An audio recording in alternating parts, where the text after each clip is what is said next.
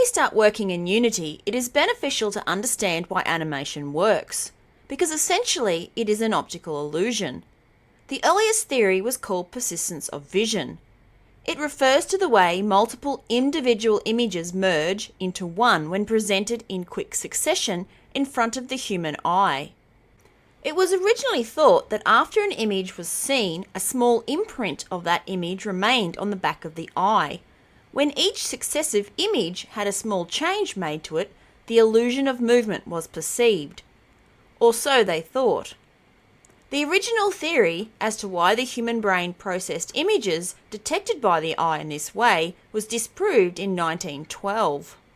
Though many animation and film theorists still refer to persistence of vision, there are in fact two other phenomena that are thought to produce the illusion of movement required for animation. They include the phi phenomena and beta movement. Phi phenomena is the apparent movement of sequential luminous impulses, whereas beta movement is the apparent movement of stationary luminous impulses. Confused? They sound like the same thing, but physiologically they are different. Phi phenomena occurs when lights are turned on and off in quick succession, giving the illusion of movement.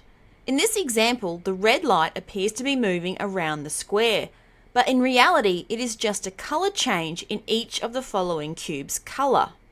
On the other hand, beta movement is what occurs in animated sprites and the effect that allows us to watch films that are recorded frame by frame. When individual frames are played back at the right speed, our brain considers it as a continual animation. In this example, you can see a dragon character consisting of 12 frames. When played back by Unity, it plays it by default at 12 frames per second. The threshold frame rate at which the human brain sees smooth animation is between 10 and 12 frames per second. Any slower and it will look jittery as the eye becomes aware of each individual frame. Animation playback inside a game is affected by the amount of processing the game needs to run. The animations are just a small part of the tasks a game engine needs to perform as it renders each frame to the screen. The more models, animations, sounds, physics, special effects, and artificial intelligence in a game, the harder the engine must work. The more processing, the slower the frame rate. As this demonstration shows, as the amount of balls filling the pit increases, the frame rate drops. And with it, the smooth motion of the animated objects becomes staggered. From the earliest of technologies that presented a succession of images to the human eye to the frame rates of a computer screen, animation continues to entrance audiences by bringing fantastical creatures and environments alive.